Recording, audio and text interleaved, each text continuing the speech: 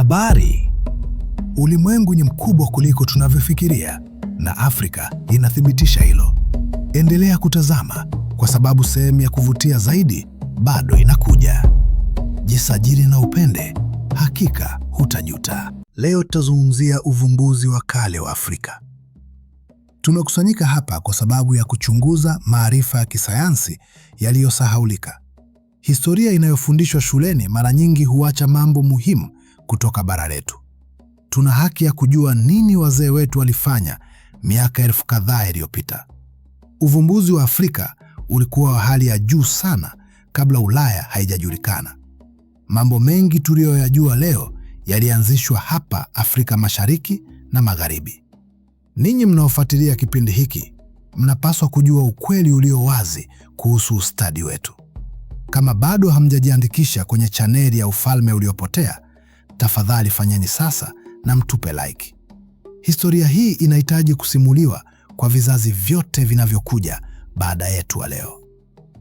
Hebu tuanze safari yetu kwa kuzingatia sayansi ya chuma. Waafrika wakati walijua namna ya kuyeyusha na kuunda vyuma miaka 7 kabla.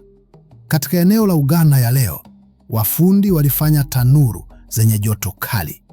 Mbinu hizi zilikuwa bora kuliko zile za Ulaya za kale kabisa ya miaka. Tanuru za haya zilipata joto la nyuzi 900 hadi 1000. Hii ilikuwa ya kutosha kuyeyusha madini ya chuma kwa ufanisi mkubwa. Wafundi hawa walitumia mikunjo ya kina ili kupata hewa ya kutosha. Sayansi hii ilihitaji ujuzi mkubwa wa fizikia na kemia ya asili. Wazungu walipofika Afrika walishangaa kuona teknolojia hiyo ya juu.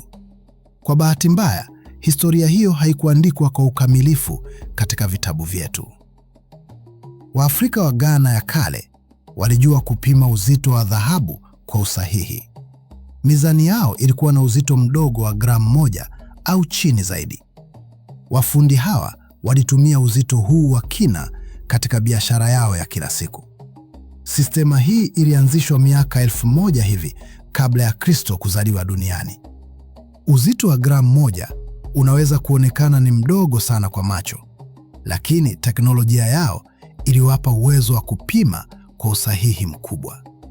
Biashara za dhahabu zilitegemea vipimo hivi sahihi katika nchi zote za bahari. Wafanyabiashara wa Ghana walitumia mizani hiyo katika masoko ya Sahara na zaidi. Historia hii imeonyesha kwamba Afrika ilikuwa na uchumi madhubuti wa kimataifa. Tunapaswa kuwa na fahari ya maarifa haya ya kizazi cha wazee wetu. Sasa hebu tuzungumzie hesabu za juu za Kiishango. Mfupa ulipatikana Kongo, unaonyesha hesabu za miaka 20,000 hivi.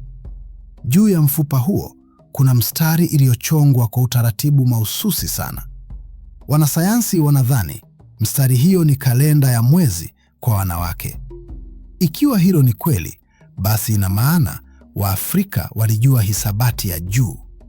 Mfumo huo unaonyesha uelewa wa mizunguko ya asili na wakati wake. Hesabu hii ilijengwa miaka 18,000 kabla ya Ulaya. Kazi hiyo inahitaji akili ya kipekee katika ufuatiliaji wa hali za asili. Waafrika wa zamani walikuwa wanasayansi wa kweli bila shaka yoyote.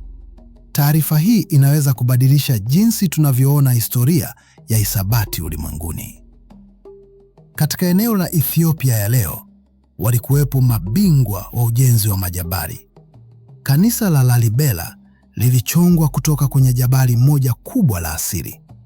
Ujenzi huu ulifanyika karne ya 12 baada ya Kristo. Fundi walilazimika kuchimba chini ili kuunda makanisa 7 ndani ya mwamba.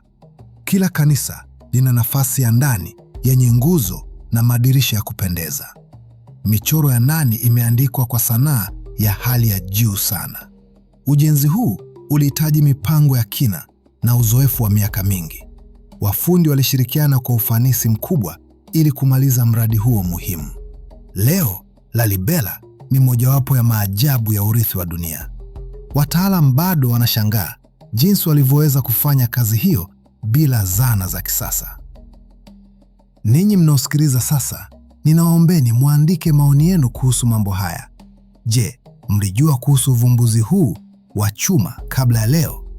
Tafadhali, niambieni fikira zenu kuhusu maarifa haya ya kale ya Kiafrika. Maoni yenu ni muhimu sana kwa kukuza mazungumzo haya ya kihistoria. Kila mtu anayetoa maoni husaidia wengine kujifunza mambo mapya kabisa. Hebu tuendelee na kuchunguza sayansi ya kilimo cha kale. Waafrika wa Ethiopia walikuza kahawa miaka 1000 hivi iliyopita. Mimea hii ilianza kukuliwa katika milima ya Kafa ya kusini magharibi. Watu wa hapo walitambua nguvu za kahawa katika kuondoa uchovu wa mwili. Kahawa ilianza kusambaa kuelekea Mashariki ya Kati na zaidi ya hapo. Biashara ya kahawa ilibadilisha uchumi wa maeneo mengi ya dunia. Leo kahawa ni bidhaa ya pili duniani baada ya mafuta tu. Historia hii inaonyesha jinsi Afrika ilivyochangia uchumi wa kimataifa wa leo. Bila uvumbuzi huu wa Kiafrika, ulimwengu ungekuwa tofauti kabisa. Ninapenda kusisitiza kwamba mambo haya hayafundishwi kwa undani shuleni zetu. Waafrika wa Misri ya kale walijua njia za upasuaji wa akili. Papirasi zilizopatikana zinaonyesha maelezo ya matibatibu ya vichwa na ubongo. Madaktari hao wa kale walijua namna ya kufungua fuvu bila kuhatarisha maisha. Walikuwa na zana za kupasua na kushona maeneo ya jeraha ya akili. Upasuaji huu ulihitaji uelewa wa anatomia na fiziolojia ya binadamu wa kina. Madaktari wa Misri walifanya operesheni miaka 3000 kabla ya Ulaya. Kazi yao ilihifadhiwa kwa usahihi katika nyaraka za papirasi za kale. Wanadamu wengine walifikiri Misri ni sehemu ya Asia, si Afrika yenyewe. Ukweli ni kwamba Misri ni Afrika na uvumbuzi wake ni wa Kiafrika. Tunaweza kusema kwa hakika kwamba Afrika iliongoza sayansi ya tiba kwa miaka mingi. Katika eneo la Mali ya leo, walikuwepo wanahisabati wazuri sana. Wanafunzi wa Timbuktu walijifunza algebra na geometry kwa kiwango cha juu. Maktaba ya Sankore ilikuwa na vitabu zaidi ya 30 za maarifa. Masomo haya yalijumuisha falaki, fizikia, kemia na sayansi nyingine za asili. Waalimu walikuja kutoka maeneo yote ya Afrika Magharibi na Mashariki ya Kati. Timbuktu ilikuwa kituo cha elimu kinachoshindana na madrasani za Ulaya za wakati. Wanafunzi walipata shahada za juu baada ya miaka ya masomo makali. Historia hii imeonyesha ukweli kwamba Afrika ilikuwa na elimu ya hali ya juu. Ninawaombeni msikie vizuri ili muweze kuelewa ukubwa wa ustaarabu wetu wa zamani. Sasa tunaelekea kwenye sayansi ya jengo na usanifu wa mijini. Jiji la Great Zimbabwe lilianzishwa karne ya 11 hadi 15. Ukuta wake ulijengwa bila lami kwa kutumia mawe yaliyowekwa kwa ustadi. Ukuta huu una urefu wa mita 10 na unaning'inia kwa nguvu kubwa. Waafrika walitumia mbinu za kijiometri katika ujenzi wa miundo hiyo ya ajabu.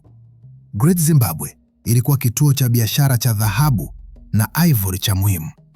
Wafanyabiashara walitoka pwani ya mashariki kutembelea soko hili kuu la biashara. Jiji hili lilionyesha uwezo wa Waafrika katika upangaji wa miji na usimamizi.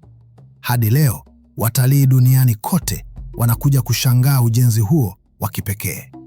Wanasayansi wanasema kwamba teknolojia hiyo ni sawa na ile ya Ulaya.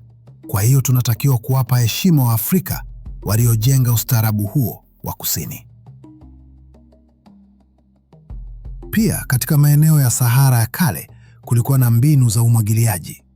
Miaka 5000 iliyopita, Sahara ilikuwa na mito na milima ya kijani. Watu walipanda mazao na kulea wanyama katika nchi hiyo yenye rutuba nyingi. Wafundi wa maji walijua namna ya kutengeneza mifereji ya kumwagilia mashamba yao. Mbinu hizi ziliwawezesha kuishi katika mazingira yaliyobadilika polepole kwa wakati. Baadaye, tabia nchi ilibadilika na Sahara ikawa jangwa kubwa la mchanga.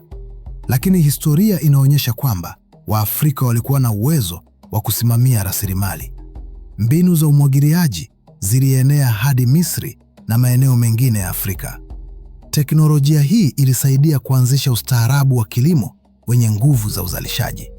Tunaweza kusema bila wasiwasi kwamba Waafrika walikuwa wabunifu wa hali ya juu. Kwa wale ambao bado hawajajiandikisha kwenye chaneli, karibuni sana kufanya hivyo sasa hivi. Taarifa hizi muhimu zinahitaji kufikia watu wote wanaopenda ukweli wa historia. Tunahitaji msaada wenu katika kusambaza maarifa haya kwa vizazi vyote vinavyokuja. Kwa kubonyeza kitufe cha kujiandikisha, mtatusaidia kuendelea na kazi hii muhimu. Like pia inasaidia watu wengine kupata video hii katika utafutaji wao. Pamoja tunaweza kubadilisha mtazamo wa historia ya Afrika kwa ulimwengu mzima. Maoni yenu pia ni muhimu katika mazungumzo haya ya kihistoria yanayoendelea. Tunathamini kila mtu anayechangia katika harakati hii ya kuelimisha jamii yetu. Hebu turudi kwenye uvumbuzi wa aina nyingine za sayansi za kale. Waafrika wa Niger walitumia mafuta ya mbegu kwa madhumuni ya tiba. Mmea wa neem ulitumika kutibu magonjwa ya ngozi na vimelea katika mwili. Wazee walijua namna ya kusaga mbegu na kuzibandika kwenye jeraha la mgonjwa. Dawa hii iliunda safu ya kuzuia vijidudu na kuharisha uponyaji wa haraka. Utafiti wa kisasa umeonyesha kuwa neem ina sifa za kuua bakteria na kuvu. Madaktari wa Afrika walikuwa na ujuzi huu miaka elfu kadhaa kabla ya utafiti. Waafrika pia walitumia mimea mingine kama quinine dhidi ya malaria mbaya. Uvumbuzi huu ulisaidia watu milioni kuokoka kutoka ugonjwa ule ule wa hatari. Wazungu walichukua maarifa haya na kukuza dawa za kisasa za kutibu malaria. Tunawajibika kuwapa heshima wazee wetu walioanzisha tiba hizo kwanza kabisa. Confidential ka Freedoms la Tanzania ya leo, wafundi wa saruji walijua kazi yao. Saruji ya asili iliyoundwa kutoka mawe ya chokaa na mchanga wa bahari.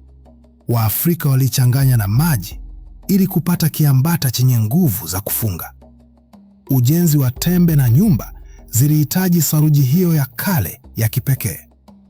Ukuta uliofungwa kwa saruji hiyo unaweza kudumu kwa miaka 200. Teknolojia hii iligunduliwa miaka mingi kabla ya saruji ya kisasa ya Ulaya. Waafrika wa pwani walitumia saruji hiyo katika ujenzi wa majumba ya madini. Leo tunaweza kuona mabaki ya ujenzi huo katika maeneo ya Kilwa na Zanzibar. Ustadi huu umeonyesha kwamba Waafrika walijua uhandisi wa kiwango cha juu. Mafunzo haya yanapaswa kuwa sehemu ya mitaala yetu ya shule za sekondari. Pia suala la sayansi ya nyota na falaki ni muhimu sana. Makabila ya Dogon kutoka Mali yalikuwa na maarifa ya ajabu kuhusu anga. Wazee wa Dogon walijua kuhusu nyota ya Sirius na mzunguko wake wa miaka. Nyota hii ina mwenzake mdogo asiyeonekana kwa macho ya kawaida tu. Waafrika hawa walielezea hadithi za falaki miaka mingi kabla ya uchunguzi wa kisasa. Wanasayansi wa leo wanashangaa jinsi walivyopata maarifa hayo bila darubini za nguvu. Inawezekana wazee hao walikuwa na mbinu za kuchunguza anga ambazo hatuzijui. Uelewa wao ulionyesha kiwango cha juu cha utafiti wa sayansi za falaki. Historia hii inatuhitaji kuwa na akili za wazi kuhusu uwezo wa wazee. Tunaweza kusema bila hofu kwamba Waafrika walikuwa wafalme wa uchunguzi wa sayari. Ninyi msomaji wazuri, naomba mtoe maoni yenu ya kina kuhusu mada hii. Je, mnafikiria nini kuhusu sayansi za Dogon kuhusu nyota za mbali? Tafadhali niambie kama mmefahamu hadithi nyingine za uvumbuzi wa kale wa Kiafrika. Maoni yenu yatasaidia kuendeleza mazungumzo haya muhimu kwa jamii nzima yetu. Kila mmoja wetu ana jukumu la kusambaza ukweli wa historia ya kweli. Pamoja tunaweza kutengeneza mabadiliko makubwa katika uelewa wa ulimwengu kuhusu Afrika. Ninasubiri kusoma fikira zenu za kina katika sehemu ya maoni hapa chini. Asanteni kwa kuweka wakati wenu muhimu wa kusoma na kuelewa habari hizi. Sasa, hebu tuangalie uvumbuzi katika sanaa na uandishi wa kale sana. Michoro ya mapango ya Sahara inaonyesha maisha ya wanyama na watu wa miaka 1000. Sanaa hii ilipigwa karne 10,000 hadi 15 zilizopita.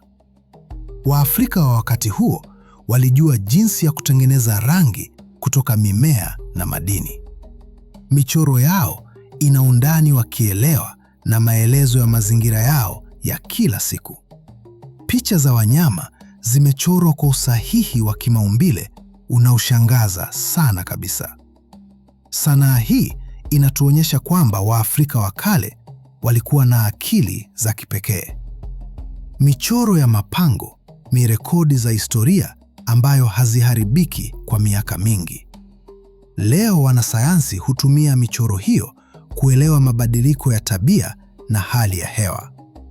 Ukweli huu unatuambia kwamba sanaa si tu kwa maonyesho, bali ni elimu.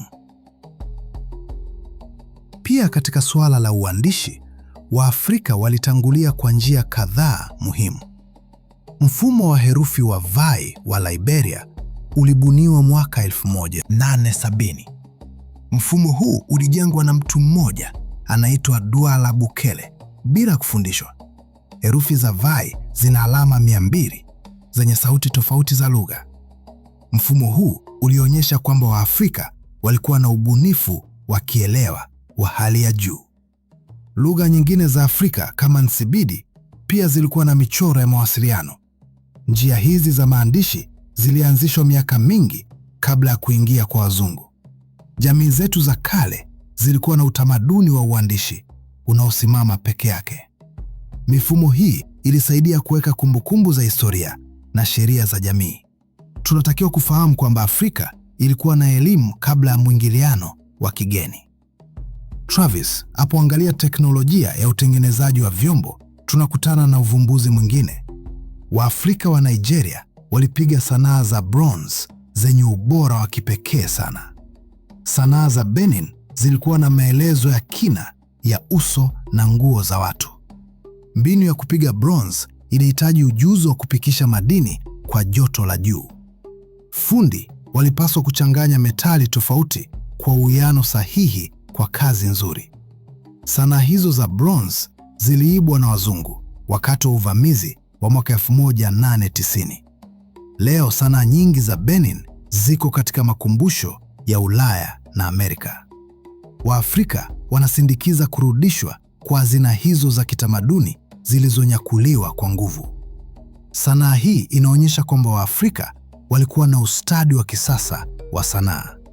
Tunapaswa kuendelea kupigania haki zetu za urithi wa kale wa mababu. Katika maeneo ya kusini mwa Afrika kulikuwa na teknolojia ya uchimbaji wa madini.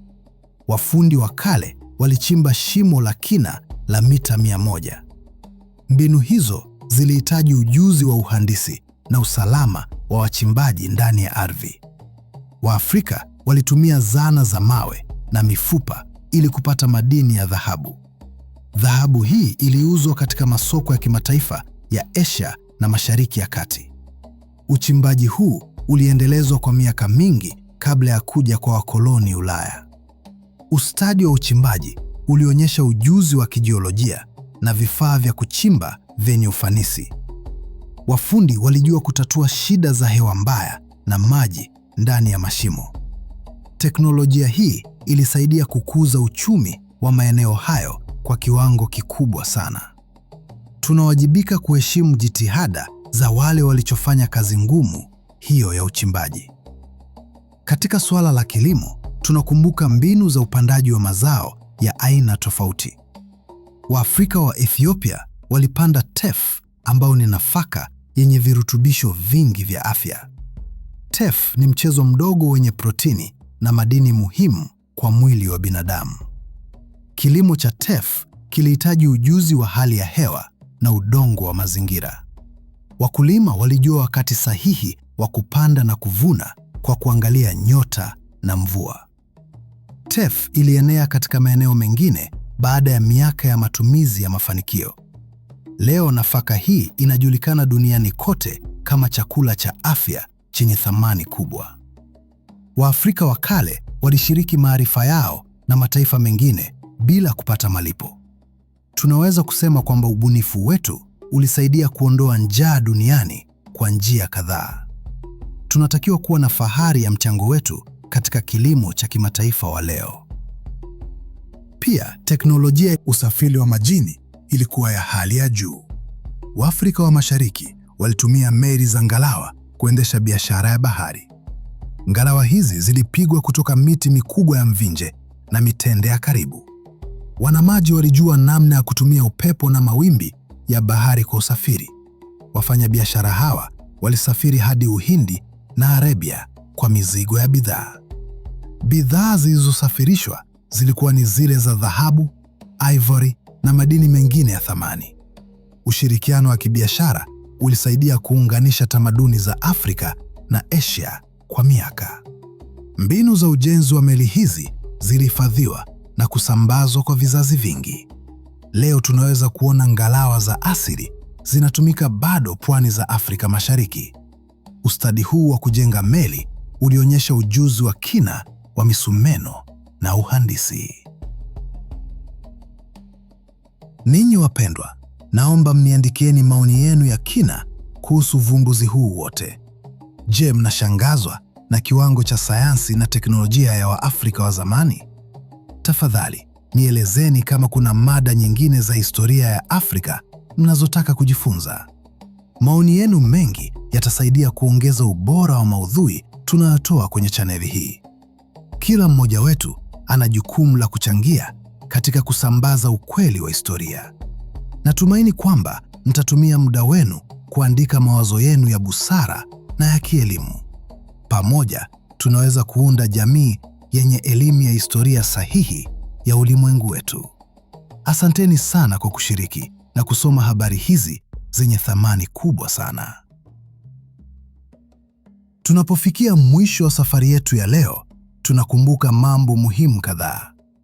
Waafrika walitangulia katika sayansi za chuma, hesabu, tiba na usanifu wa miundo.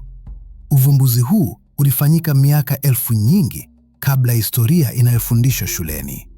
Ustaarabu wetu ulikuwa wenye nguvu za kiuchumi na elimu ya hali ya juu. Wazungu walipotufikia, walifikiri hawakuwa na kitu cha kujifunza kutoka kwetu. Ukweli ni kwamba maarifa ya Afrika yalisaidia kujenga utamaduni wa ulimwengu mzima. Tunatakiwa kubadili hadithi ya unyonge iliyopigwa kwa Waafrika na kuweka ukweli. Historia sahihi itasaidia vizazi vyetu kuelewa asili yao na nguvu zao za zamani. Tunahitaji kuendelea kuchunguza na kusambaza maarifa haya kwa bidii ya juu. Mafanikio ya babu zetu ni chanzo cha msukumo wa kusonga mbele. Sasa ninyi nyote ninawaombeni mfanye jambo muhimu kwa chaneli hii yetu. Tafadhali, bonyezeni kitufe cha kujiandikisha ili msiwe mkipoteza maudhui mengine ya historia. Like pia ni muhimu sana kwa kusaidia video hii kuonekana na watu wengi. Niandikieni pia maoni yenu kuhusu hitimisho mnaloweza kufanya kutoka kwa historia hii nzima. Je, mnafikiri nini kuhusu jukumu la Afrika katika sayansi ya ulimwengu wa kale? Kila maoni yenu yanasaidia kuendeleza mazungumzo na kuelimisha jamii nzima ya watazamaji. Pamoja tunaweza kubadilisha mtazamo wa ulimwengu kuhusu ustaarabu wa Afrika ya kale. Asanteni sana kwa kunisikiliza na kwa mchango wenu katika harakati hii muhimu. Tutaonana tena katika video nyingine ya kusisimua kuhusu historia yetu ya kipekee sana. Kwa heri na mbarikiwe siku zenu zote za mbele zinazokuja kwa furaha na elimu.